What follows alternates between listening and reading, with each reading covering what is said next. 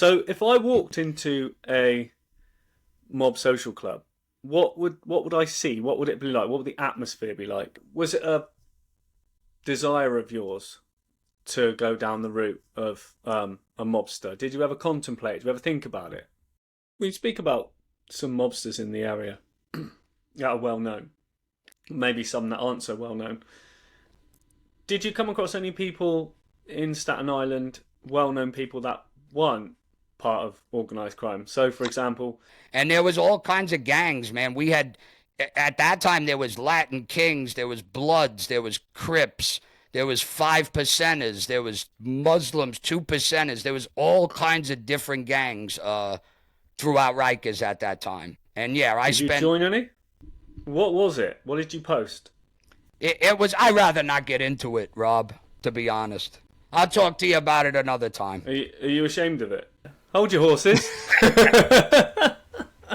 you just calm down for a bit, and then we'll get to that one. Yeah.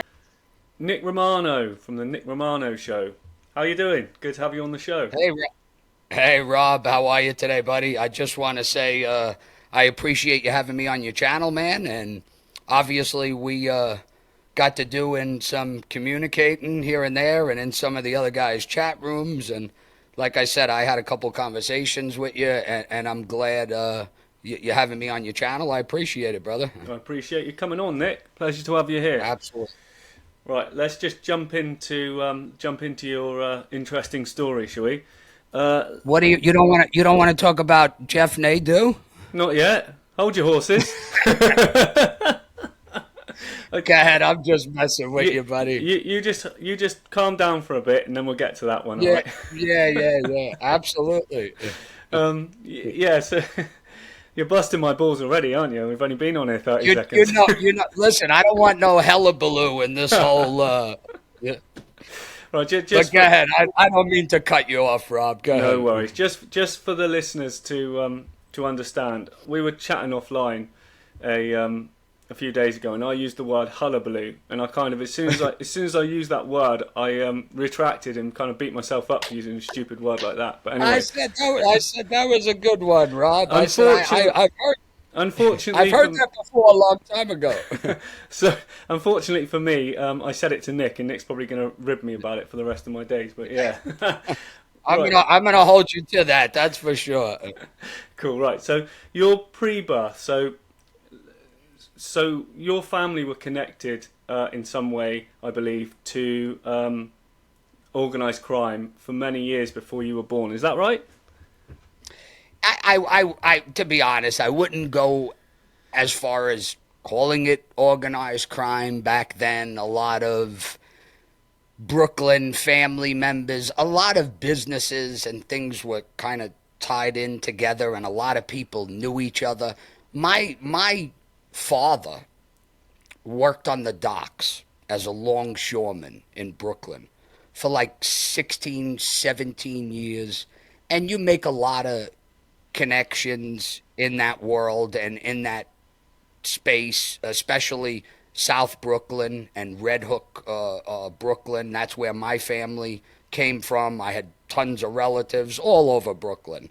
So, being just in that area, and my uncle did marry the Syrian's daughter, which was Lois Hubella, and that was where my uncle had some ties, and just my dad working on the docks, and like I said, being around that whole neighborhood, it was almost impossible not to kind of have ties with these people and do business with them. I wouldn't go as far and say, hey, they were, connected with organized crime and doing specific things with them guys.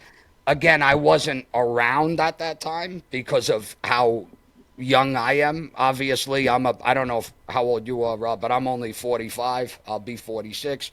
So obviously I wasn't around at that time, but from the stories and things I heard, and some of the people that were very close with my family later on, they were very close with them relationship wise from Brooklyn, and maybe some different things tied in together, but I wouldn't categorize it as them being so much involved with organized crime like that. Not going back that far, and a lot of people, they did their own thing back then. That's what a lot of my channel, excuse me, is also about.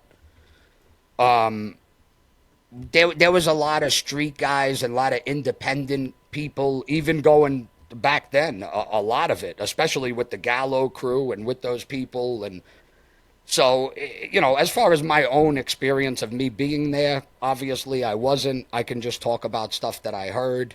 And just to answer the question, no, I wouldn't categorize it like that with them being, organized crime. They knew a lot of people and had a lot of connections. If they ever needed them, and in a certain situation, you can reach out to people, or they were from the same neighborhood, and you had whatever type of involvement it was with them at the time. That it that's how it worked back then. A lot of people were close and knew each other. Might have not have been directly involved with what they were doing criminally, but that didn't mean that they didn't have access to them, or they were, like I said, my Uncle Joe Romano married Lois Hubella, and that was the Syrian. For your viewers that don't understand, the Syrian was very close to the Gallo crew. So if anybody wants to do their homework, again, and I'm not the biggest mob historian buff. That's not where my channel is. I'm not like some of these guys that do all the, research and down to the date and down to the time. And I know some stuff from, obviously, like other people, but having a little bit of an inside look and growing up in where I grew up in Staten Island and where my family was from, there was a lot of different connections, and we were familiar with a lot of different people growing up. Cool. Who were your grandparents, Nick? My grandparents came from. I'm 100% Italian. We were Calabrese and Right. Toscani. Yeah. My grandparents were here. My great grandparents came over from Italy, and that's where they started to settle. Was in Brooklyn, and but I grew up American, and my grandparents, unfortunately, I was really young, man.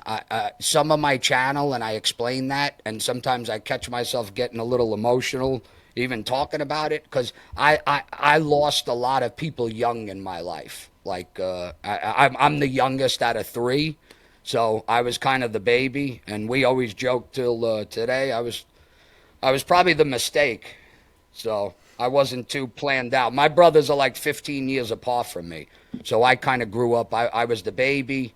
But going back to what you said, in Brooklyn and stuff like that, a lot of families and a lot of people that grew up in that area had a lot of connections, and knew a lot of people. Any stories that were passed down to you about the old country?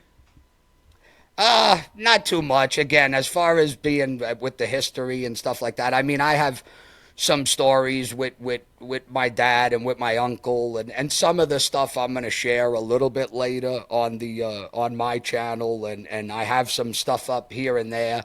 There were some crazy stories. Some you say, okay, you're really not proud of, but these were some of the things that they did, and I don't want to go too much into detail, but there's definitely some funny stories, and there's some other things that my uncle was doing that was a little bit crazy down the road, and I heard stories about him, and like I said, he ran around that crew, but he was kind of on his own as well. He was one of the independent kind of guys that ran around back then, and there were tons of them. They would look at a guy like that more of a cowboy. He just did his own thing, and that's what a lot of the Gallo crew was about. I mean, they kind of worked with everybody. His whole crew was very mixed up with different types of people, not just Italians too. So your mother and father, did they grow up in Brooklyn? They did. They did. They grew up in Red Hook. My father was up on 33rd. My mother's street, I believe she was on 10th and 3rd. And like these neighborhoods changed. They were called different things as Brooklyn kind of moved further on. It was Carroll Gardens and Red Hook and Fort Hamilton, and like some of these areas started to change a little bit and started to take on a different name. But really back then, from what I was told, and it was mostly Red Hook and South Brooklyn. So that's where they really grew up. Can you give us one story that you could share with us? With what? Referring to back in the day, Yeah, or, back or in the back day. in the, well, I heard some stories about.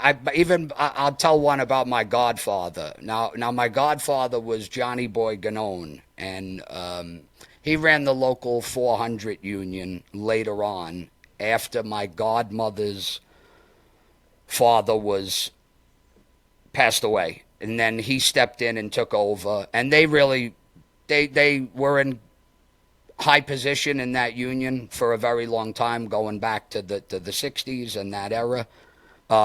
But they used to call him Johnny Bananas, and supposedly he used to ride on the back of the wagon carts in Brooklyn, and he used to jump on the guy's cart when they were selling the fruit, and he would take bananas, and people started calling him Johnny Bananas Johnny back in the Bananas. day. So that was just a little story, and I got stories with my dad and stuff like that coming from Brooklyn and from the docks. And like I said, I'm going to talk about some of those and some of the things later on a couple of my future episodes and stuff. So was your godfather put in charge of the Union He 400? was he was right after. What happened was my godmother was Marie Ganone, and her father was Louis Camarado. Now, Louis ran the union, was the president, all the way up until I believe the date, I believe it was 82 when he got killed. And that's when my godfather stepped into the union. And he became the president of the union with Persico that was on there with them, and then Wild Bill Cutolo Sr. was on there with them. So So those guys put him in his position. yes, he was given that. I got to grab my water. I'm sorry. I'm gonna fall out of my chair. I'm sorry, Rob. That's all right. Yeah, he was put in that position because of my godmother, really. My godmother's father, Louis, was actually the president, and then when he passed on, they gave the position to my godfather. So yeah, he got that position because of her. Right. Okay. Interesting. So your mother and father moved to Staten Island while you were still in your mummy's tummy, Yeah, I believe. Why? yes. Why did they move from Brooklyn to Staten Island? I guess a change. A lot of people were migrating to Staten Island at the time, and it was kind of an up and coming area. A lot of newer homes being built, and it was being not that it was just being developed, but a lot of people were starting to move from Brooklyn to Staten Island, and my parents, I guess, thought that was a decision that they were going to do also, and leave Brooklyn and go to Staten Island for a bigger house and bigger, maybe better chance at more of a suburban type lifestyle. Your father, you say he worked at the docks. Um, He did. d- did he used to bring home any swag? He was a yeah. We used to well, but later. That's funny you say that. Later on, he had partners, and especially in Staten Island, man, we always got our hands on good stuff like that. And there was always a guy or two that you could go to get anything almost those days. That was whether it was clothes or some jewelry. There was always a guy around that had swag and discounted items on a regular basis. But as far as my dad, I mean, he was a very hard worker on the docks for 16 or 17 years. I got to sometimes confirm with stuff with my mom. And I already told you, my mom wants to have me clipped because of all this stuff. No, I'm just kidding. She's not too fond of the whole YouTube thing. My mother's very old school, and she's having some of her own health issues that we're keeping an eye on. But she's very alert still, and she knows what's going on. And this is not her cup of tea, unfortunately. Is it because you're telling stories she doesn't want you to tell, or it's just the Yeah, platform itself? yeah. No, the stories and stuff itself. For me, the way I came on, and again, some people kind of presented it that way a little bit, which gave everybody a little misconception, kind of that I didn't want to come on and say I was this big mobster type guy, and I did 25 years in jail. I got 10 bodies. I got, I didn't want to go Anthony Ramundi type of thing. That's not who I am. I had a lot of stories as a youth, as a child, where I kind of made some mistakes, and growing up around a lot of these guys in Staten Island and all this stuff. That's where my channel was kind of going. But my father was a hard worker his whole life. He got hurt on the docks, and then when we moved to Staten Island, it was, I believe, 77.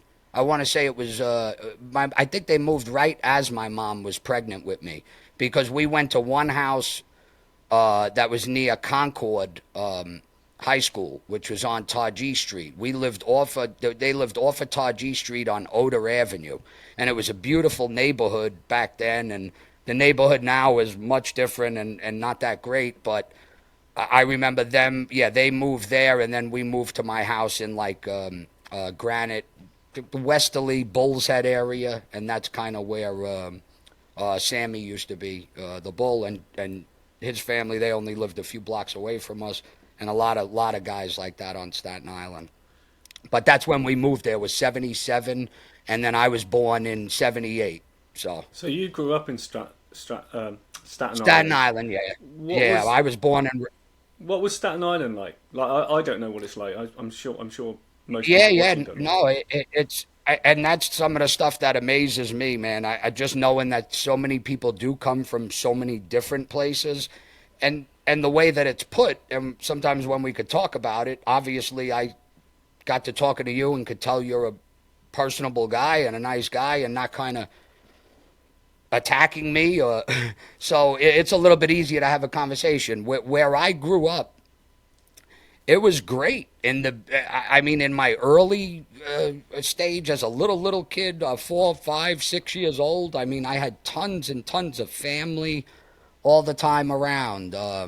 Tons and tons of parties and events, and I had a million cousins and other family in Brooklyn.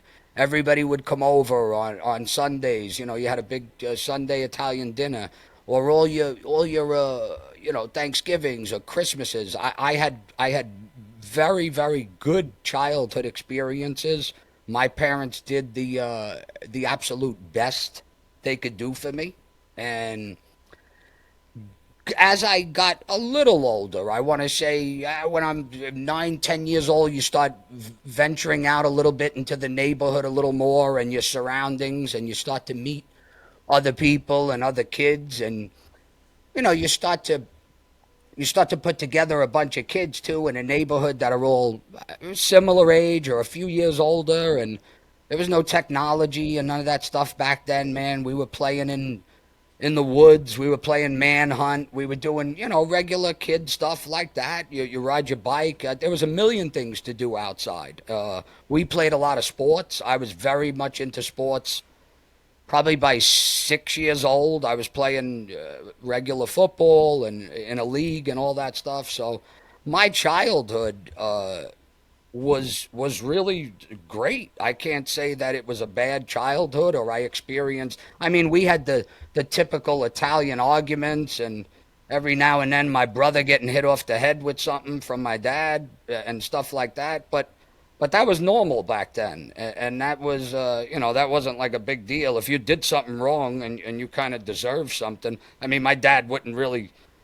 I don't think he really ever put his hands on me. Sometimes my brothers were a little older and doing things that my father might have not approved of, and they got a smack here and there. But other than that, man, my parents were, and my mom till today, were very great parents. And I just started to, 9, 10 years old, get a little bad, it's smoking some cigarettes here and there, and starts off with little stuff like that where, you're just being a bad kid. It started off harmless. I was saying that in one of my videos last night. If any of you guys get a chance later to go check out some of my stuff, but I was saying that I started to see my dad had a social club on Staten Island.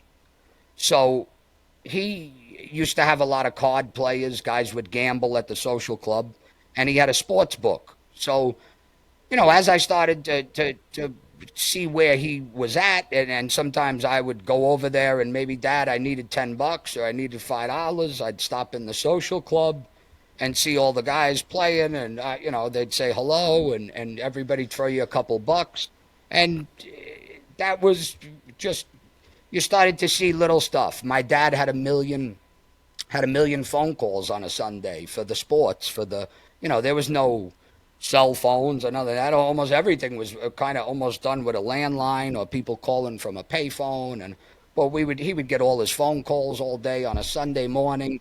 And then some of the times I used to root for my football team, and my dad would be screaming at like the other team, and it took me a little while to figure out that he used to need obviously certain teams with being a bookie and taking bets.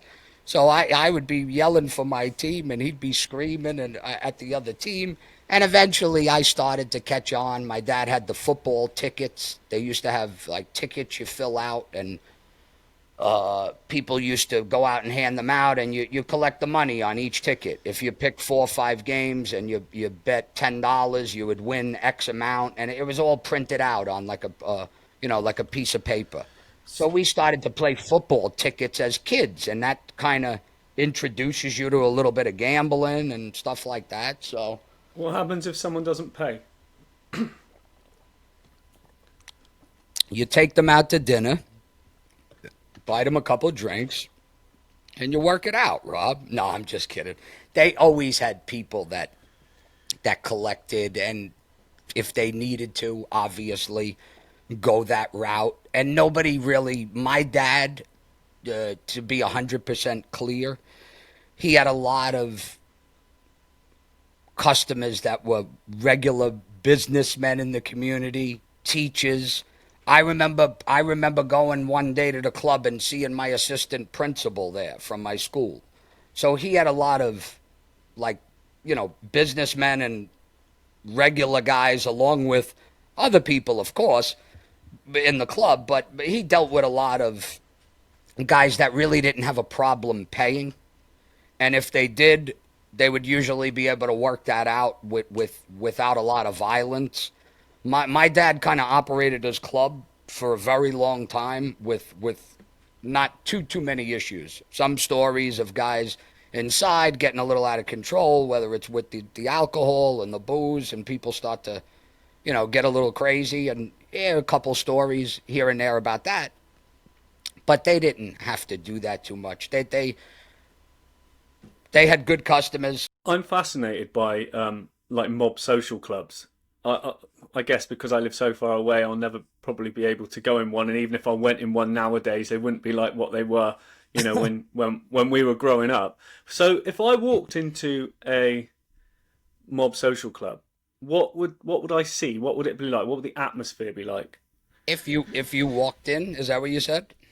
Yeah. Well, I mean, back then, it was definitely not open to public, and a lot of these places, you needed to know somebody to get into a game, somebody that was having a card game, and there were multiple games all over Staten Island because there was a lot of wise guys, like I said, a lot of bookies, and a lot of social clubs operated over there. But you had to have somebody that you knew to get you in, and you'd go in, and like any place, you might have a big large room set up with a couple tables. My dad had like 3 tables, I think, going, and you have some of your sports bets that come in on the phone, and you basically, these guys are basically in there just gambling, having a good time. They're playing Continental, they're playing Rummy all night, gin Rummy, and all kinds of card games. And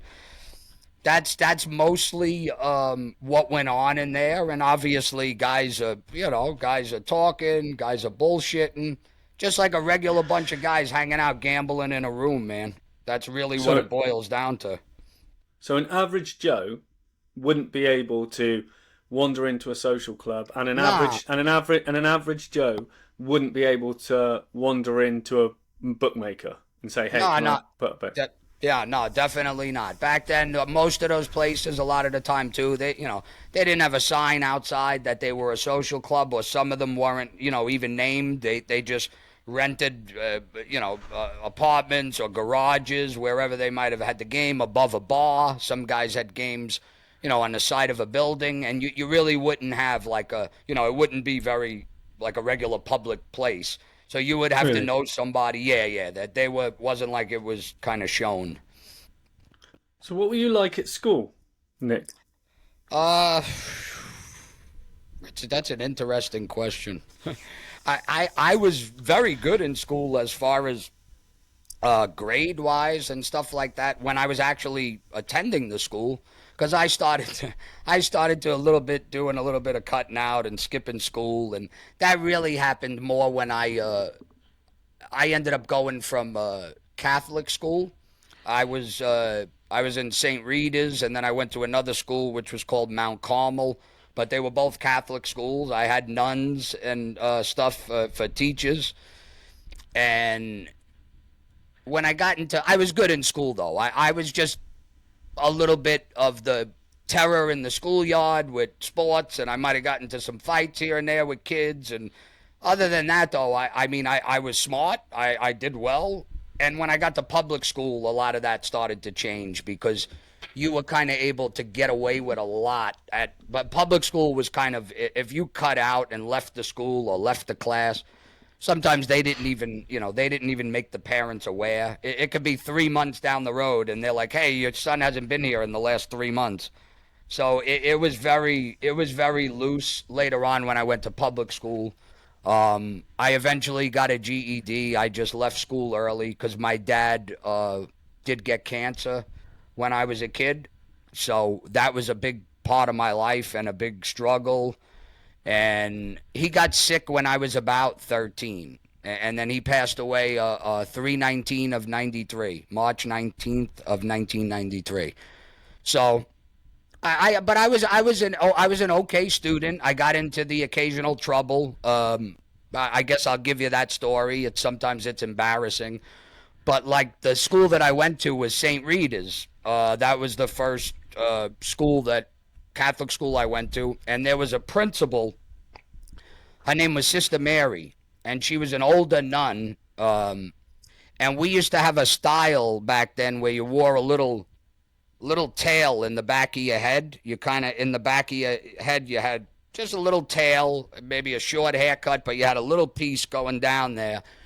And she used to bother me that I needed to have it cut or it was too long. So she literally called me in the principal's office one day and she tried to cut it off herself. And me just being a little bit crazy and a little bit like, don't come near me. She had the scissors and was literally going to cut my hair. I threw like a book at her. I said, "Get away from me!" And I kind of like ran out of the office. But they ended up making me leave the school for that. They kind of said I couldn't come back, and I went to another Catholic school. I had a little bit, I guess you could say, some behavioral issues in school, but as far as the education part, I was doing good up until public school. And then that was it. And my dad got sick. That played a big part too. I wasn't interested in school. My father was dying of cancer. I wasn't worried about school. What did your parents want you to do when you left school? I'm sorry. You're a little low, Rob. That's it. Yeah, I just turned my I mic got you. down No, now slightly. I Yeah. could hear you What better. What was your question? okay. I'm sorry. What did your parents want you to do after you finished school? What was their kind of aspiration for you? I mean that the way that I kind of grew up and back in that time frame, it was just like my parents would have probably rathered me get a trade. My brother went to like Apex school back then, and he became mechanic, an A-plus mechanic for GM and all of that. So, I mean, they wanted me to, if I wasn't going to go to school, it was like, yeah, just get a job doing anything. And that was kind of the mentality back then. You know, if you didn't work, I mean, if you didn't go to school, you know, you were just going to have to go out there and be a worker and, you know, kind of figure it out, which a lot of guys did, you know, just depending on what route they chose. Maybe some guys, I made a lot of mistakes and getting caught up in probation early on when I was a kid. That kind of will send you in the wrong direction, which that did. Being on probation and kind of getting in trouble with the law, that kind of, it just started to send me in the wrong direction, and that was a little hard for me to get away from. And that was never my parents' plan. They just wanted me to, obviously, if I wasn't, you know, if schooling wasn't going to be the thing, they obviously wanted me to do something else and you know, start work or, you know, figure something out, maybe go to a trade school or do something different. So they were against kind of going down the route of organised crime. Oh, Even yeah. though your father was touched on it. Absolutely. And again, it sometimes it's uncomfortable for me to call it that because at the time it seemed like very, very, very innocent, and a lot of people had sports books and a lot of people were bookies. I mean, if you knew a guy and you had to pay for a game or something like that, or you were partners with somebody, there were many people like that. And I guess you could say, yeah, if they got caught with certain people, it would have been all lumped in together, and you might have had to do some time for that and stuff like that. But it was just very common, Rob, is my thing. And sometimes when I hear it lumped in like that, it's a little even shocking to me. But that's what those guys did. That's what my dad did and stuff like that. So, but it was harmless. It seemed harmless. And to answer your question, they wanted me to do anything but get in trouble. My uncle had already been killed. My uncle was murdered in 91. So I was young when I found out about that. My Uncle Joe that married Louis Hubella's daughter, he got killed in 91. So that was where, too, I was still, I don't know, 78, 88, 89, 90, 91. I was 12 going on 13 years old right about then. Why did he get killed? He was, my Uncle Joe was a cowboy. He ran around with his own crew. And like I was saying earlier when we touched on that, there was a lot of independent guys that ran around Brooklyn and ran around Staten Island. And when I mean independent, I mean they might have not been with a specific crew. They went out and did their own thing, and they kind of operated on their own. They really didn't answer to nobody. And there was a lot of guys that did that. And my uncle was kind of running around and you know, involved with some stuff with bank robberies and different things. And he eventually got killed in 91, and they found him in Brooklyn. And I think that's what began to make my father actually sick at that point, because that was his kid brother. So that was my father had him, my Uncle Sonny, my Uncle Frank, my Uncle Joe. And then my Uncle Joe was the kid, the baby out of them. And that was really tough and stuff like that to experience, because my dad went crazy. That was the first time I seen my dad really cry like a baby. So Really? Yeah. Do they know who did it? To this day, if you even look up certain stuff, I'm sorry, I lost my train of thought. No, if you look up certain stuff, there's nothing really there. When they found him, that was just another body kind of in the street back then. And because of some of the stuff he was wanted for with bank robbery and other things, I mentioned it in one of my videos, but they didn't do a big investigation. And if you look him up and you could find anything on the murder itself, shoot me the article. I only know what I was told, and I'm not even going to get into any of that. I don't believe anybody was ever charged. Okay. Do you know what I find these bookmaking stories fascinating because I grew up, as far as I can remember, bookmaking in the United Kingdom has been legal for many, many years. Like, I can go nowadays, and when I was 10 or when I was 5, down the high street, there would be bookies galore, like government registered bookies. Legitimate public places. Yeah, and I find America quite interesting because some of the things there, I guess every state's different, but they're much more forward thinking in some things. For example, cannabis, Yes. legalization of cannabis. That is not going to happen in this country for quite some time because both leading parties have said that they're not gonna like action that, they're not gonna let that Wow. be. Yet Wow. when it comes to bookmaking, I think bookmaking's been legal since the 60s, 70s, something like that here. Oh, wow. So I knew nothing else other than bookies. You know? Wow. That's very interesting to me. I think we all should have been over there then. We should have came over to you. To you guys, everybody would have had a little bit more of a successful career. No, I think what you're saying, that's obviously very interesting to me too, because it was so common back then. Like we were just talking about. Everybody, so many people had.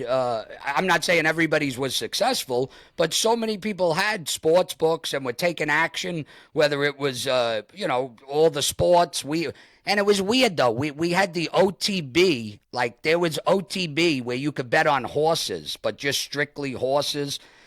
That the way that they did it, and now they legalize it everywhere. I'm out in Arizona. Everything is legal here as far as the sports betting now and even the cannabis. So I think, that's probably online. We could do another different channel or chat about it with all that stuff. But I feel like it's ridiculous. Yeah, they made a big deal of it. They locked people up for many, many years for doing illegal bookmaking or illegal gambling. And even though that they're not my friends, those guys over there that, little Muff and Merlino I talk about, even that poor guy, they sent him away for years for gambling. He got a couple-year charge just for saying that, he was caught up in some gambling charge. So it's ridiculous, man. And I think it should be, that's just my personal opinion. Obviously, you'll have people that disagree. But I think it should have been treated a long time ago the way that it's finally treated now in America, like you're saying. Yeah, it's fascinating, isn't it? Um, can you tell us a few stories about your interaction with the mob growing up? I've heard you tell several, but yeah, if you could just I fire a kind few. of, and again, I mean, I wouldn't say, again, mob because I wasn't running around with some of these MABE guys and stuff like that. So it's just to clarify it. I had a lot of friends that were my age. I had a lot of older friends in the neighborhood as well. I just kind of knew them guys. But my friends and people that I hung around with, it started off with little stuff and escalated. And like I said, I started with a little bit more of the gambling and getting a little bit of trouble here and there with a loan shark and here and stuff like that. And where I took a really bad turn, not covering the big story where I had an issue with a wise guy in the neighborhood. Well, he was an associate. And that story we're going to definitely cover later on. I explained it in little drips and drabs. I want to present that maybe on on another channel and a big platform. But my stuff, I mean, I was doing things like I started robbing cars with my friend. He would take the car and I'd follow him with his car. I would make money like that. We were already gambling. I was already kind of placing sports bets with people in the neighborhood and, getting into little trouble like that. And as I got older, when I hit, I want to say it was the summer of 95, I was like 15, and that's where I had the subway story where I was at my friend's house. I was in debt. I lost some money. We were all hanging out. My brain is running a million miles an hour because I owe some people in the neighborhood money, and I lost some money gambling on a basketball game that night. Now, when I was at my friend's house and I lost the basketball game, I was literally just like out of my mind, hanging out at my friends. We had a couple drinks, had a couple beers. We were smoking, hanging out with a bunch of people, and I said I went down to the store, the Subway store, to hold up the store. And Well, the food chain. the food chain. There was a Subway down at the corner, and it was spur of the moment. I grabbed a big knife out of my friend's house, went down there, and I had said that I wanted to drink a soda, and the person came to the door. They were actually closed, and they opened the door. I pushed the people in. I pulled out the knife. The money was already being counted. It was in like a box. They just handed it to me, and I ran out of the store, and I ran back down to my friend's house. Now I was thinking that I got away, and it was literally hours that went by, and we started to get banging on the door, and my friend opened the door. The cops came in. I was in the closet hiding, and I found out later what happened, that there was a lady on the block that they kept circling the neighborhood, and this lady had stopped the cops, and she had asked them what was going on, and she said that she seen a bunch of kids running in and out of my friend's apartment across the street. So once they got that information, they kind of put two and two together that I might have been the person that ran in the house, that she said she seen people, going into the house.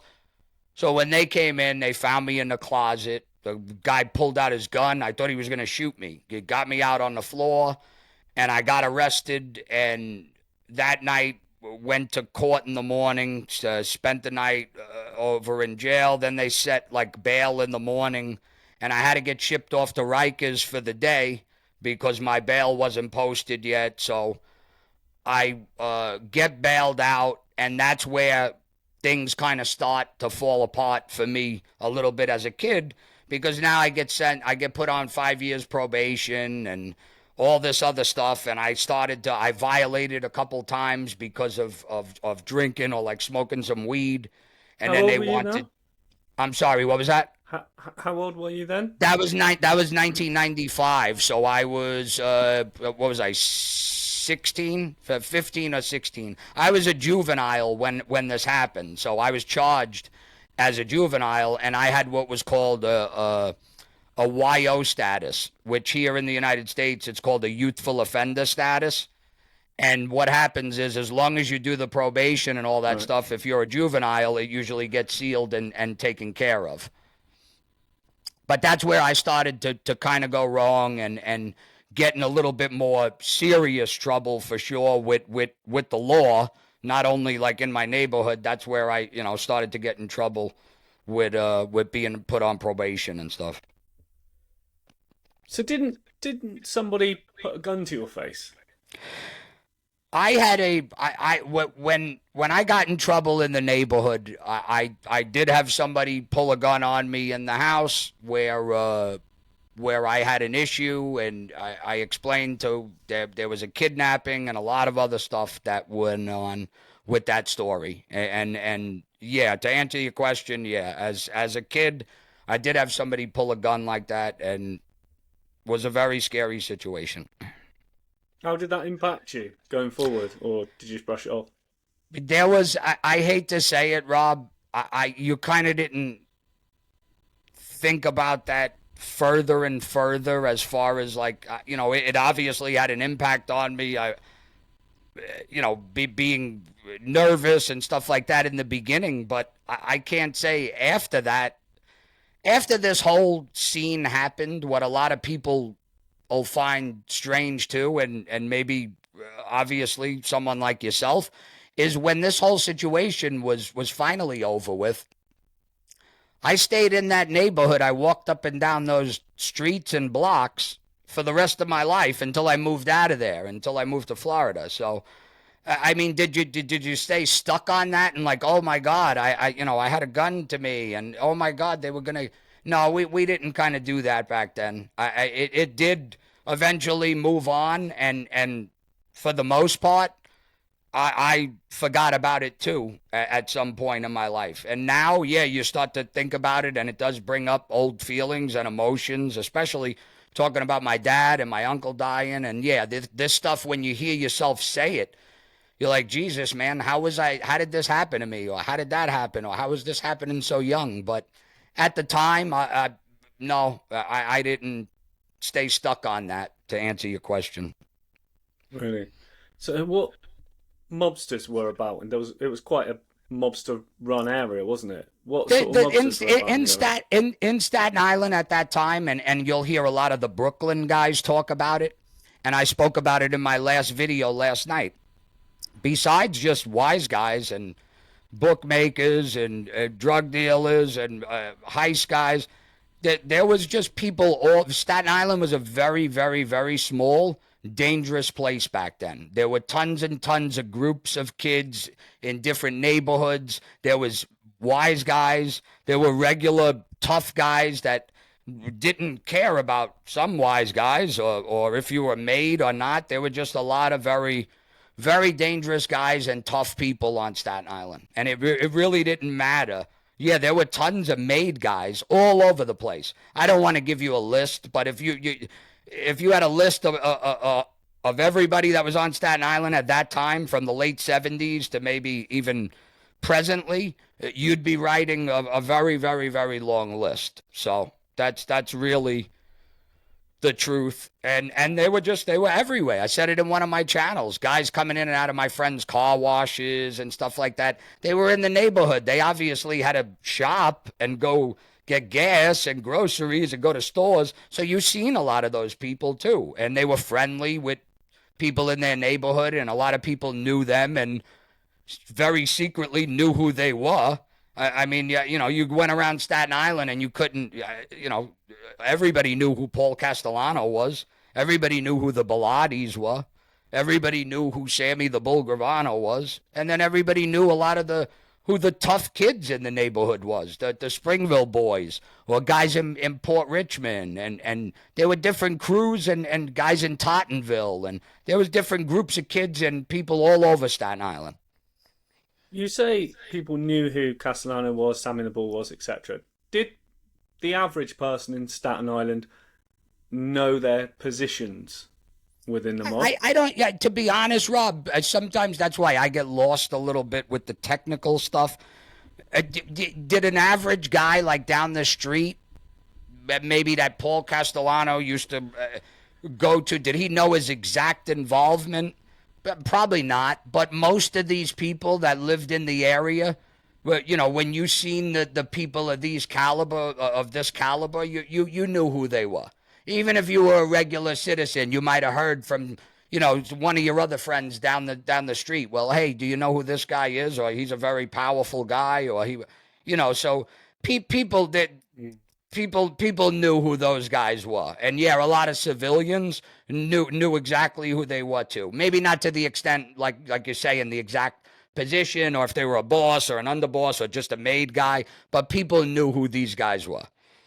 Did you see like the cops and the FBI kind of around them, looking at them, No, taking them out? to be honest, back then, no. I mean, obviously, those guys were being, I'm sure, watched and all over the place. But it wasn't like you would go by Paul Castellano's house in Toad Hill and see a bunch of cops outside. It wasn't like that at all. Or you drove by Sammy. Sammy lived not too far from me at all. I used to pass his house all the time. We. So you didn't see. It wasn't like anything like that where you would see stuff like that. That's all the movies. That's movie stuff. I'm interested to know this. I don't think you've spoken about this, but did you ever contemplate, like, was it a desire of yours to go down the route of a mobster? Did you ever contemplate? Did you ever think about it? Yeah. I would say. I mean, I was as a kid, I was attracted to a lot of that stuff, and I don't want to say like that would have been my goal, but I was drawn to that kind of lifestyle. As a kid, it's tough not to be, because again, you hear it on everybody's channels, and a lot of people that come from my area or like Brooklyn, they say the same thing over and over, and it is true. Those guys had a very big influence on kids, on people. When you grow up in a neighborhood like that, it's natural to want to be like a guy that's dressing nice, or he pulls up in his big Cadillac, or he's got a fistful of money, and the guy throw you some money here and there. You were just very attracted to it. And later on, as I got older, I realized it's not that attractive at all. Like I said, there was death in my family. There was, other things that when you get into that life, it usually ends how everybody says it ends. It's usually you're in jail or you're dead. And like some of these other guys, or you end up in the witness protection and all of that. And I know we haven't kind of touched too much, but I wasn't an informant and all of that. I'm out here in Arizona. I sold some property in Florida 4 or 5 years ago, and then I had family that was already here since '06. My family's been out here, so I just decided to come out here, and I actually miss Florida. I wish I would go back, but my mom's 83, and I told you I have her out here, so. Yeah, no, I get it. What would, if you wanted to go down the route of joining, being with these guys, what would you have had to have done? That's an interesting question, Rob. I mean, from what I know, and obviously from what's public information to people in books and that kind of stuff, and following it to be a historian, that's usually the way it works. Whether you were gonna do a piece of work for them, or be a violent guy for them, or be a money maker guy for them, you kind of would have been able to pick your poison, and whatever you were kind of good at, or whatever you were kind of doing, or you could have been some benefit to them. See, as you get older, you start to realize a lot of those guys were using people, and they'll use you for certain work and do things, and then maybe later on, that's it. They may have given you a promise to be a made guy down the road, or we're going to straighten you out, and all of that stuff. And they use a lot of guys like that too. So I started to catch on a lot of different things as I got older. And did I have the desire to go that specific route? No. Did I want to start making some money, or start cutting some corners here and there if I could, to do things? Yeah, I kind of had that drive towards that for a while. We speak about some mobsters in the area that are well known, maybe some that aren't so well known. Did you come across any people in Staten Island, well known people that weren't part of organised crime? So, for example, Teddy Atlas, he, you might, the famous boxing trainer. Yeah, I know. I love it. I love listening to him, by the way. I think he's great. He's got his own podcast, and he tells a story about when Sammy Gravano flipped, that he went round the house because he was training Gerard, who I think you know or kind of know. Did you ever see him about? Did you ever see any more other No, well-known people about? I wouldn't say him. I mean, you had some. I mean, if you were talking about just like, I don't know if you're referring to like maybe some famous people or celebrity Yeah, type yeah. people. I mean, you had Steven Seagal at one point, lived on Really? Staten Island for very long. Yeah, there's a couple stories about him, how the mob kind of chased him out Hmm. of Staten Island. They were trying to shake him down, and he got. I believe he got scared. That's why he got out of there. But I also heard that there were mutual people that he might have went to run to kind of help him out. But I mean, as far as celebrity people like that, maybe you've seen a couple people that lived on Staten Island. But guys that weren't made or with specific families, there were tons of guys like that, man. The Springville Boys and the Wanderers and these different gangs that were going back even to the early 80s. Those guys all grew up and got older, and there was crews in Port Richmond. There was crews in Marinus Harbor.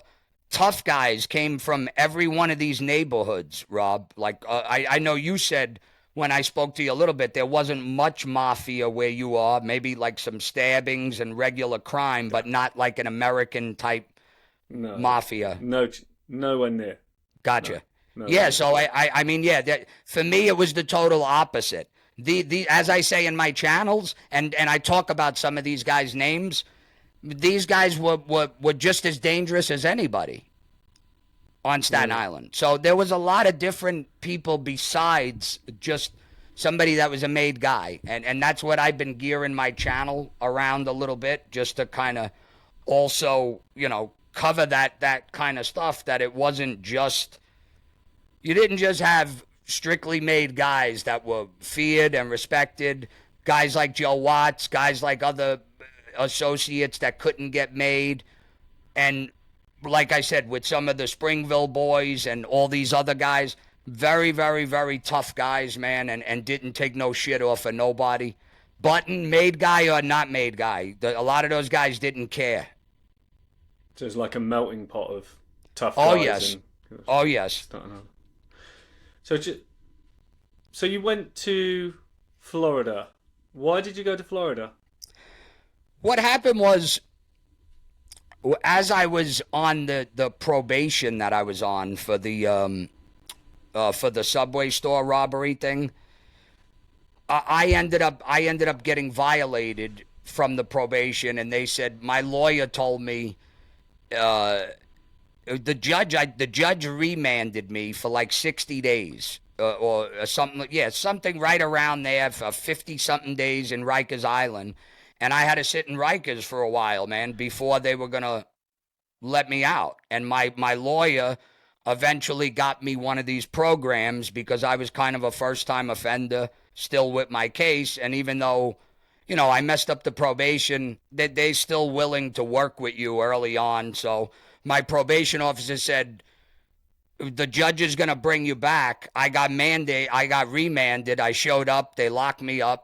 They brought me to Rikers Island, which was, I was in C-74, adolescence at the time. And it was crazy over there, man. Literally gladiator type stuff, people getting cut all over the place, cigarettes, guys fighting over, just Rikers Island was a very bad place in the mid-90s, and that's when I was there. I think it was if I want to say summer of 96. How long were you there? I was there almost 60 days, like 50-something days. For 60 days? Yes, I was with the adolescents, which was, like I said, C-74, and I forget the houses. I don't know if I was in two main or two upper or two lower, and then they moved me out to what was called at the time it was called the Sprungs. And they moved me out to the tents. That's what the Sprungs were. It was a big open dorm with like 200 kids in it and just a bunch of open beds. And there would be literally fights almost every day. And sometimes 20 on 20, 30 on 30. The Turtles would come in, the guys with the big shields. We used to call them the Turtles. And they would come in and just just get everybody down on the floor, stop the fight, do whatever they had to do. Guys were getting hit with sticks, and they don't care about that. They would have beat the shit out of you back then. And there was all kinds of gangs, man. We had, at that time, there was Latin Kings, there was Bloods, there was Crips, there was 5%ers, there was Muslims, 2%ers. There was all kinds of different gangs throughout Rikers at that time. And yeah, Did you join any? No, I didn't join any at all. I met like 2-3 kids that were from Staten Island. We both kind of, it was like 4 of us. We kind of took each other's back, and we knew each other we knew mutual people. So I kind of stuck with them. And where I got a little bit lucky was I played sports my whole life. So I was kind of good at basketball and playing a little ball while I was there a little bit. These guys kind of joked around with me and were kind of cool with me. I had a couple fights, maybe 5 or 6 the whole time I was there. I caught a couple good shots, and I think I want to say I probably got beat up 3 times, and I probably won the other 3 before it was broken up. They used to let you go in the bathroom and would say shoot 5 minutes in the bathroom with the guy alone. And sometimes it would get broken up, or sometimes you would just fight the guy for however many minutes, and whoever won. If you got beat up, you got lumped up, that's it. Well, the guards let you do that.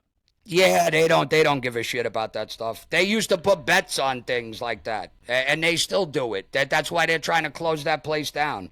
There was a lot of scumbag guards in there. They don't care about that shit. They look at them like animals. That's the way you're treated in there. So if you want to be treated like an animal, that's where you go spend most of your time. Really, crooked guards in there then. Guards, very bad. Not very, very bad. Back then, and again, I've heard stories up until today. I had a buddy that was in Rikers not too long ago. It's the same shit. The same stuff. Same stuff goes on in there. So how long were you in Florida? Well, what happened was, to bring you to that story. I'm sorry. That's all right. Once I got out of Rikers, I went to the program that they sent me to, and I spent about 15 months up there in a place that's like a rehab boot camp type facility. It's almost like a military type program. You gotta make your bed really tight, wake you up at 5 a.m. The drill sergeant comes in, he's pulling all your counselor comes in, he's pulling all your stuff out of the drawer because it's not folded right. They make you do it over. If you get in trouble, you had to go clean pots for the day or scrub floors with a toothbrush. Like, these places were they were pretty tough residential shock program rehabilitation for kids, and all the way up until a certain age. And then when I got home from there, I got in a little trouble with females were not a part of the program, and then I ended up getting sent to another place after I came home, because my probation officer said, the judge is going to do the same thing to you. He's going to remand you if you don't finish a program. So I had to end up going to another program, starting all over. And when I came home from there is when I started to work with the Springville boys. I worked with them guys. They had a pizzeria at one point. My friend, the guy Big Billy, that I was familiar with in the neighborhood, he gave me a job. And then I went to Florida just so I was going to Florida for a couple weeks. It was supposed to be a round-trip ticket. And my probation was maxing out. I was finished. The whole 5 years was done. And I had a court date set up. But I decided to go to Florida for a couple weeks. And I'm going to get into more of that story like a little bit later. But when I did get to Florida, I ended up getting a DUI. I got arrested for drunk driving. I was only there like 4 nights. And I was coming home from a club in Boca called Club Radius. And we had a mutual friend that was bartending there, so we went to see her, and then I got a DUI on the way home. Now I'm screwed. I'm like, they're going to find out about my arrest in Florida. I wasn't even allowed out of the state. I wasn't allowed to leave Staten Island, to leave New York. When you're on probation, you're not allowed to go to another state without permission. So I ended up leaving, and that's where some of that story gets going in Florida. And like I said, I'm going to cover some of that later in my channel, but that's how I initially ended up going down to Florida. It was just supposed to be more of like a round-trip ticket type thing. So you didn't stay in Florida for long? No, I did stay. When I got the DUI, instead of me going back to New York, I thought that I was going to end up getting caught. I stayed in Florida and handled the DUI. And then like a couple weeks later, when I missed my court date, my final court date, they put out a warrant for my arrest, and then I was wanted in New York. So how long were you in Florida? For That's what the people were saying in court when I initially turned myself in 2012. I stayed in Florida for 12 years before I handled that warrant. And then I still stayed in Florida. I lived in Florida for 19 years. From 2000 until 2019, I was in South Florida. And you had a warrant out for you all that time? I had a warrant out the whole time up until 2012. And what happened with that? In New York.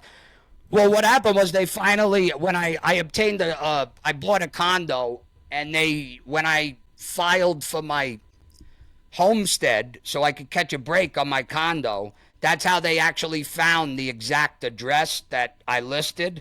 And they sent me out a letter saying that they were offering me the opportunity to turn myself in before any action was taken. When you get like 5 minutes, go on my community page. I posted the letter there. So you can take a look at it and see that stuff. It's actually on my page. So then you hand yourself in, what, to a police station in Florida or in police station No, in New York? Excuse me. We arranged for myself to turn myself in. I had to get an attorney. We used Joseph Benefonte from Manhattan. He was a very well-known attorney, and he had a lot of good connections too in the court, and he represented a lot of wise guys, Joseph Benefonte. So he was a great attorney. We arranged for him to surrender me, and when I went up there, I had to go surrender myself to Judge Rienzi. So they like lock you up in the courtroom, but then he didn't remand me. He actually let me go, and we had a couple continuances where we had to go back, and then he initially resolved the whole thing by giving me a big fine. It was $5,000, and he made me do like 80 hours community service for the whole thing. So I really caught a big break. I thought he was maybe going to give me a year in jail, or he might have locked me up. But because of the lawyer, I think, and a little bit of the case was so old that people were looking around. Like the original case was from 95. Excuse me, 1995 and 96. That's when the case was kind of finished. The crime was in 95, and then I didn't get really the case closed until like 96. I had Felix Gilroy was my attorney in the beginning, and then later on I obviously had the different attorney, but it was the same judge. It was Judge Leonard Rienzi, and the guy hated me as a kid. So when I came back, I thought he was definitely going to lock me up. I was pretty much prepared for that. Maybe he forgot about you. No, he didn't forget about me at all. He knew exactly who I was, but he just happened to give me a break with the jail. He didn't give me any jail time. He made me pay the fine and do the community service hours. And he wouldn't let me leave the state. He said, you have to stay here and do the whole 80 hours before you leave. He said, you can't do it back in Florida. So he actually made me stay up there. And then I had a problem with doing the community service hours because if anybody remembers, back then, Hurricane Sandy hit Staten Island. And it was awful. It was the worst hurricane that they've ever seen. And all these places were closed. And I had to end up volunteering at my high school. And it was a mess. I ended up staying up there a lot longer than I anticipated being in New York. But then I finished what I needed to close the case. And I went back to Florida, back to my normal life. Better that than spending a year in jail, right? Oh, 100%. That worked out well. Yeah, it did work out well. Yeah. So you moved from Florida to Arizona to be closer to your family, right? Yeah, I only been out here since 2019. So I came out here when the April of 2019, and then the whole pandemic started and all that stuff. So it's been an interesting couple years, to say the least. And I guess maybe jumping into how I ended up on here and what I'm doing for the YouTube and stuff. I was going to ask you that. Yeah, I kind of. I'm reading your mind, buddy. I got you. So I kind of to start the YouTube channel, I thought about it a long time ago. I just thought I had some interesting stories and a little bit of an interesting background, and I just recently jumped in, obviously, with both feet and seen what this crazy stuff is all about. Some of it's good. I'm getting to meet guys like yourself, which seem like a nice guy, and I enjoy talking with you. So it's you're making some new relationships, but it's been a little crazy. And I should have did it a few years ago, because I don't know if you've ever seen like some of the stuff with Michael Francis was offering me to come on his program a long time ago, and a couple other people. I was in touch with Sammy's son Gerard through Instagram, and I was really going to do this years ago, and I backed out. My Aunt Lois was still alive at the time, and there was a couple other people that I just was kind of in my head. I didn't think it was going to look that great. And honestly, I didn't know where to go with it either. I said, if I go and do these guys' interviews and maybe tell my story or my stories, like, where do I go with it from there? And I just kind of had no plan whatsoever.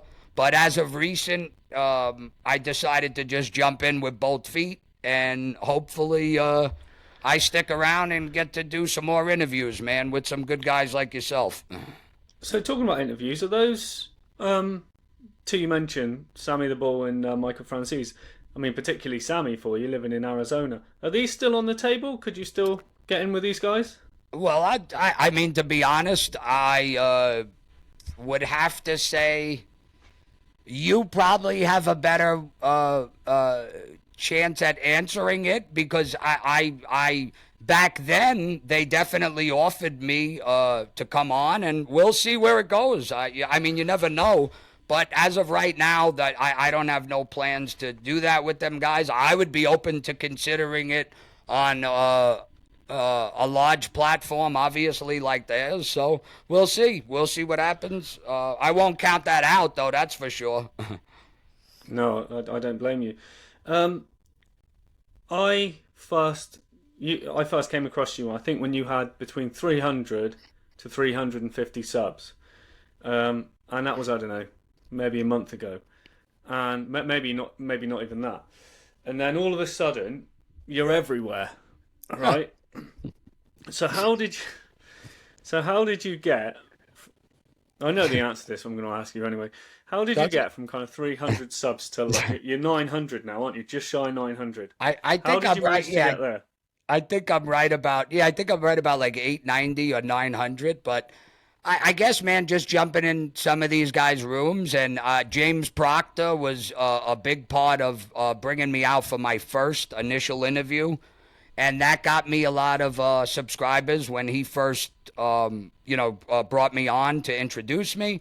And then just along the way, man, I guess just playing some of the politics and trying to get my name out there, going into some rooms and maybe jumping on some live streams. I know FBS helped me out a lot with going on to his page, and I appreciate it. Even me having some interaction with Angel Gotti in the beginning. I was kind of in her room a little bit and trying to just, maybe get your name out there that way, and obviously trying to talk to the right people and go from there. But yeah, little by little, man, it's definitely increased, and I think those kind of couple things definitely helped over the last couple weeks. So, right, so Joey Molino doesn't like you, and he's called you out, and he was I don't know, said some offensive things to you. Yeah, he had a yeah. But why did this happen? I believe, I mean, for me, when I first came on, I had posted, I guess, some questionable content that people were kind of upset about, that was about Joey. And I guess they didn't like me off the get-go from that. But how I kind of felt was that a lot of the stuff that I spoke about, it's not there no more. I took it down to be a respectful, nice guy, because I started to get involved with a lot of other people's channels, and I didn't want that to be the elephant in the room all the time. Like, hey, this is the guy that was posting stuff about Joey Molino or his family, and you know, I didn't want to be looked at like that, and I thought it was a little frowned upon from what everybody said, so I took it down. But that's how this initially started, with me posting some stuff that I only got out of the New York Post and very reputable New York Times, very reputable papers here in the States. So a lot of people were upset with that. But as of recent, I took everything down, and those guys still bashed me. So they kind of, it's open season on them. I don't care who they are. But I could guess you could argue, Nick, that just because you took it down doesn't mean that you can undo the damage, I suppose.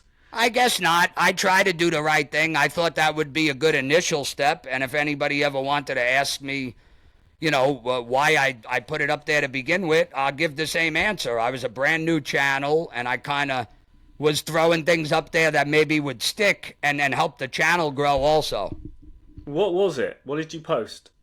It was, I'd rather not get into it, Rob, to be honest. I'll talk to you about it another time. Are you ashamed of it? No, I don't want to get into that aspect of it, because I took that down to kind of stay away from that, you know, kind of side of things. I'm starting to see a lot of that stuff on YouTube, and there is a little bit of ugly stuff with people's families and wives, and I'm not gonna go that route at all. So I'm not gonna talk about it too much. So you regret doing it? Well, I would say from the standpoint that I see now, talking about somebody else's wife or their mother or their family, and they really have absolutely nothing to do with it. Yes, I would say I would be embarrassed to put something like that up for sure. And regret it. And regret it. Yes, to answer your question, and regret it, because I don't want that reputation. So, Jeff Nadeau, you've got on his nerves as well. What was the story there?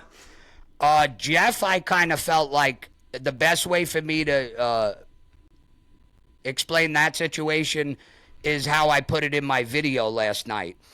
Jeff reminds me of a guy like if me and you were hanging out on the corner with 5, 6 friends, and we were telling a story, and one guy keeps calling you a liar and saying that you're full of shit. That's the kind of vibe Jeff gave me very early on. I try to approach him respectably. He pretty much called me a bullshit person. Everything I was saying was fake, and he kind of, like I said, he's the Amish Godfather. He's the guy that you know, supposedly he's going to be the judge and jury of who's telling a true story and who's not, based off what cereal box he got that information from that day.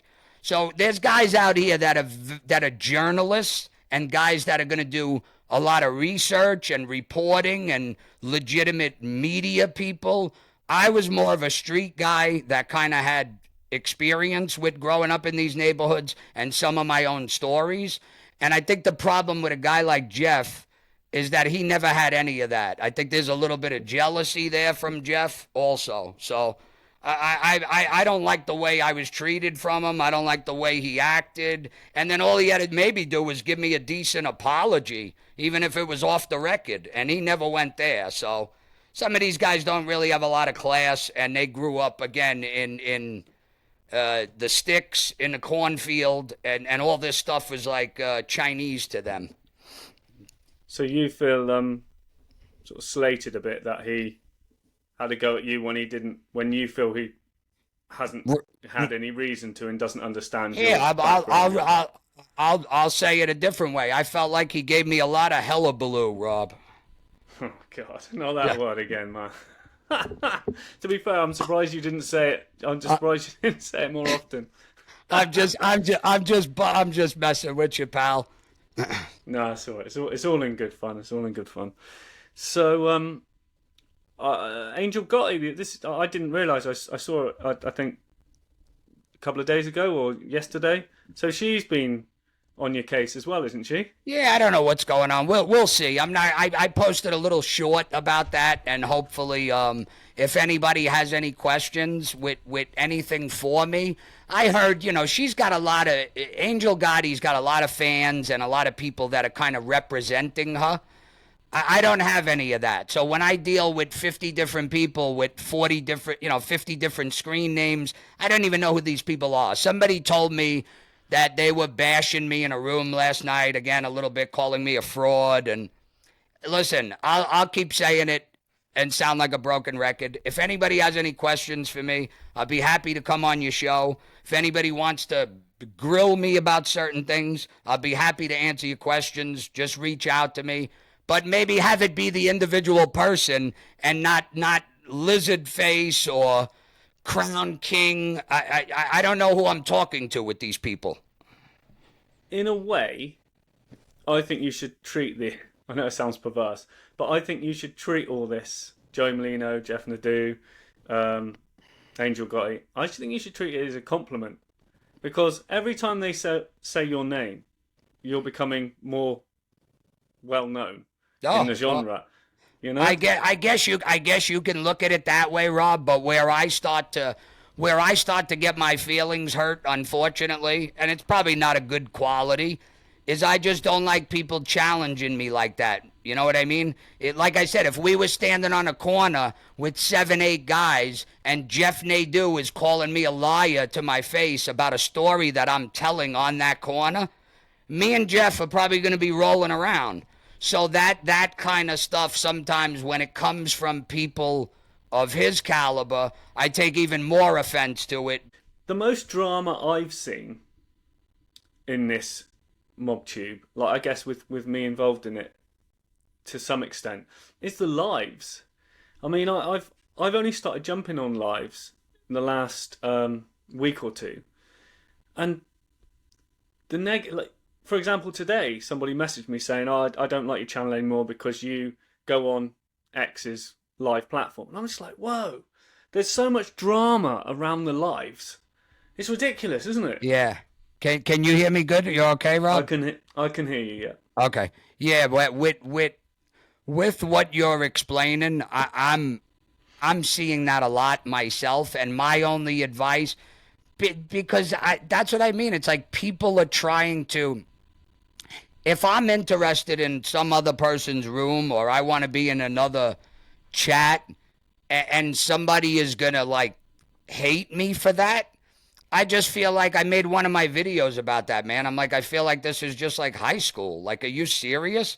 So if I talk to one person and then you go in somebody else's room, now they don't want to talk to you no more. It's just that's ridiculous. But again, everybody is kind of, I guess choosing sides. And for me, I keep saying it. I want to treat everybody the way that they treat me. I don't care about your beef with Parasite Slayer from a year ago. I don't know anything about that.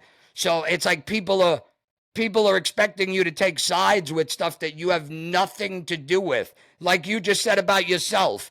You're not even a street guy. You're not even you weren't involved in that. And just because you have a little channel or not a little channel, whatever, why would they be telling you that? That's like coming from a little kid mentality or one of their fans. They have so many fans that they have like all these people that are trying to stick up for them. And I'm like, if they don't affect me directly, well, I can't.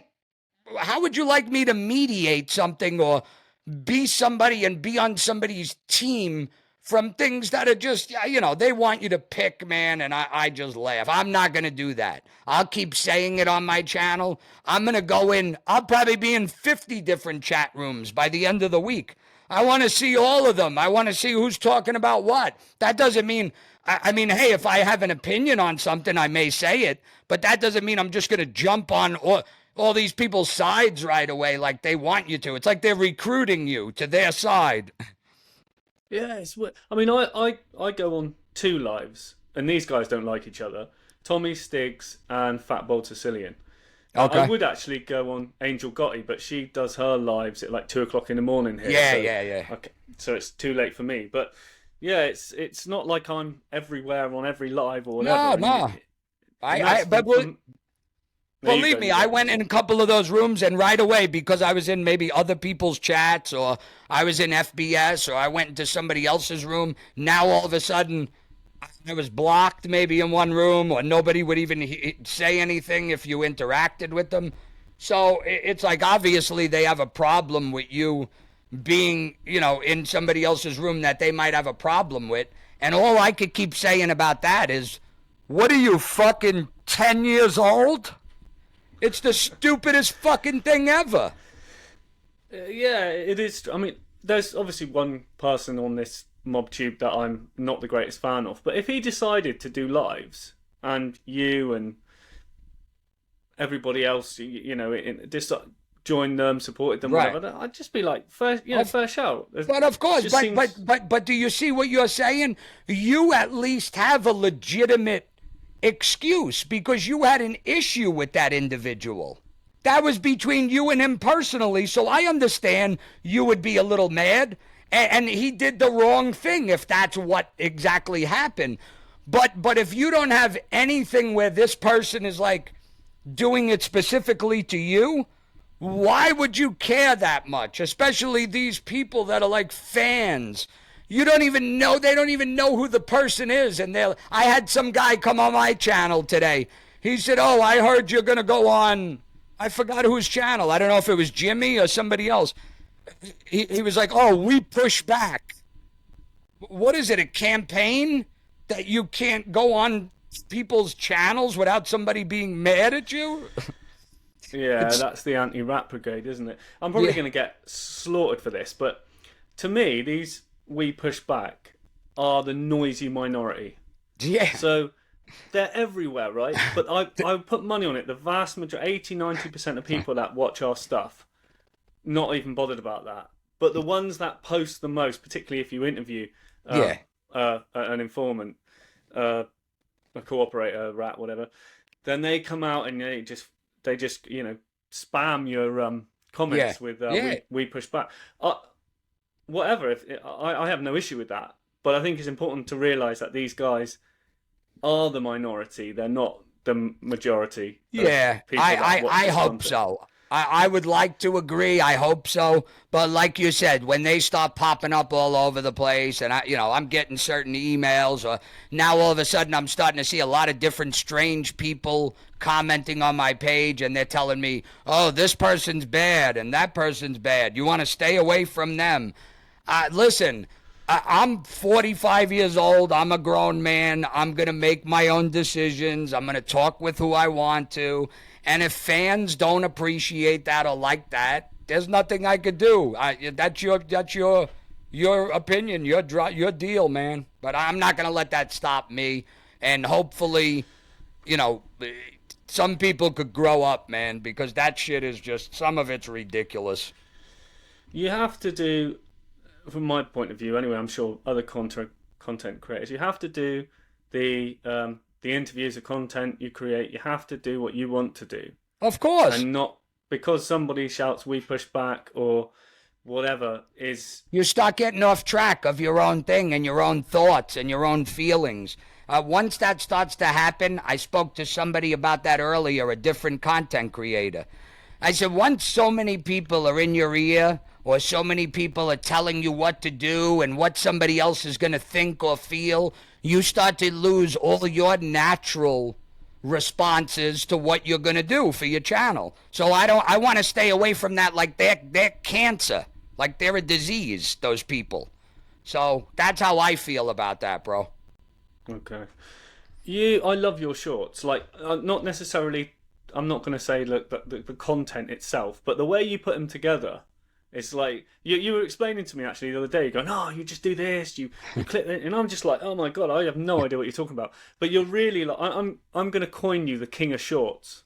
Man, you're literally, your shorts are designed like. Man, really good, and you do it all on your phone as well, don't you? I appreciate it. Yeah, Rob. I haven't made one on the computer, and it's just, I was good with the phone type format to begin with posting some stuff on Facebook or Instagram, just regular stuff, and learning how to kind of edit the pictures or maybe add some music, and all of that experience kind of played into effect with this. It fit perfectly.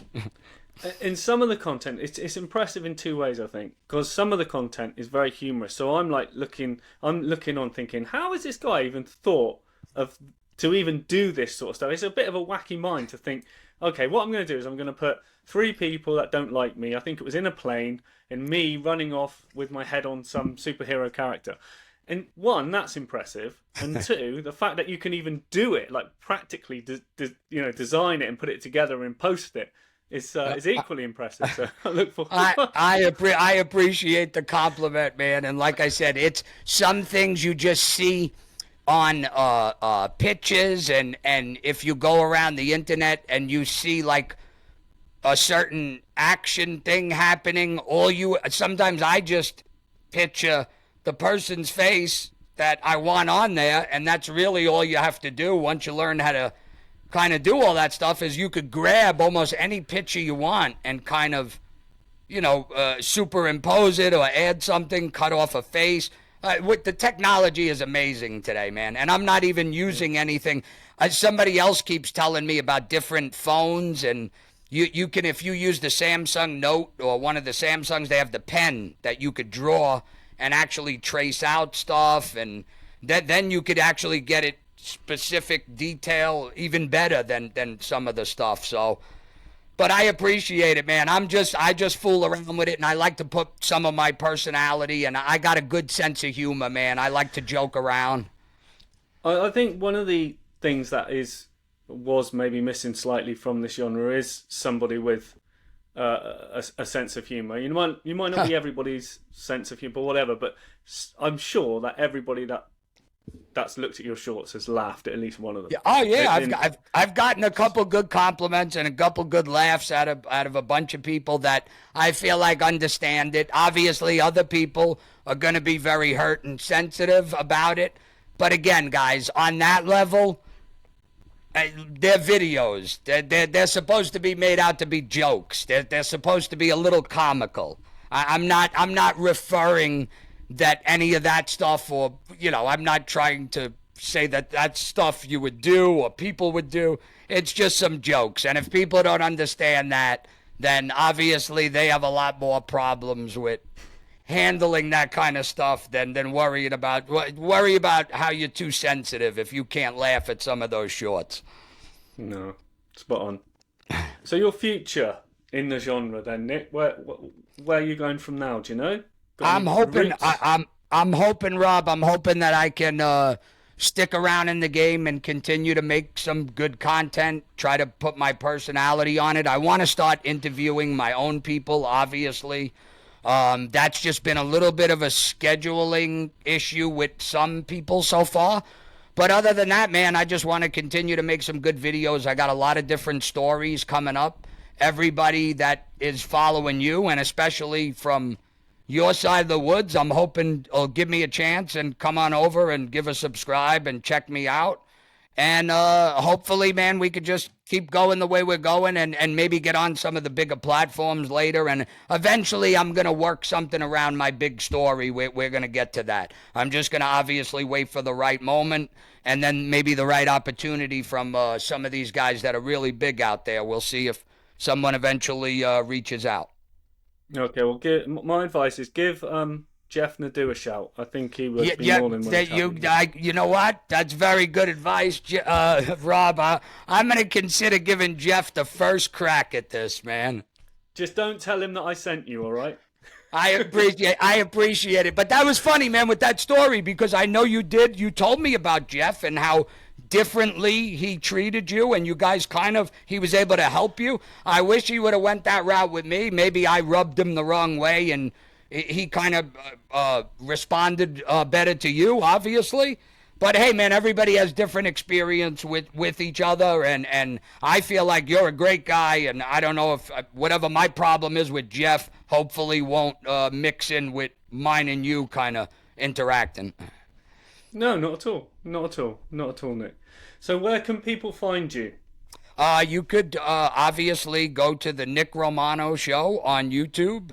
I'm doing a little stuff on TikTok, which is also the Nick Romano Show. All the links are up in the bio. I got some stuff on Instagram, a little bit of stuff, not too much on Instagram. Instagram's been a little slow.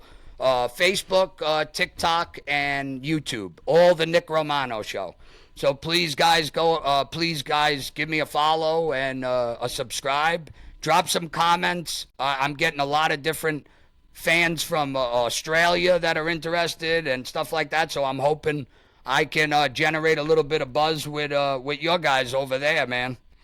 Great stuff. Anybody, I'll put a link to Nick's channels in the description box, and he's almost like me, almost at 1,000 subs. So he would, as I would, appreciate you subscribing to our channels. So absolutely, yeah, brilliant. Okay, well, thank you so much for your time, Nick. You've been very generous with a couple of hours now, more than a couple of hours. So yes, thank you so much. And Rob, you're very welcome, man. And I just want to thank you, buddy, for having me on your show. I appreciate it, and hopefully we'll get to do it in the future. And take care of your mom, my brother. You know what I'm saying. Yeah, I know what you're saying, and you too, Nick. Thank you. Thank you. Appreciate that, mate. I appreciate it, Rob. I'll talk to you soon, brother. I'll see you in some of them crazy chats. Yeah, I'm sure. probably in the next hour or so. Cheers, bud. Bye.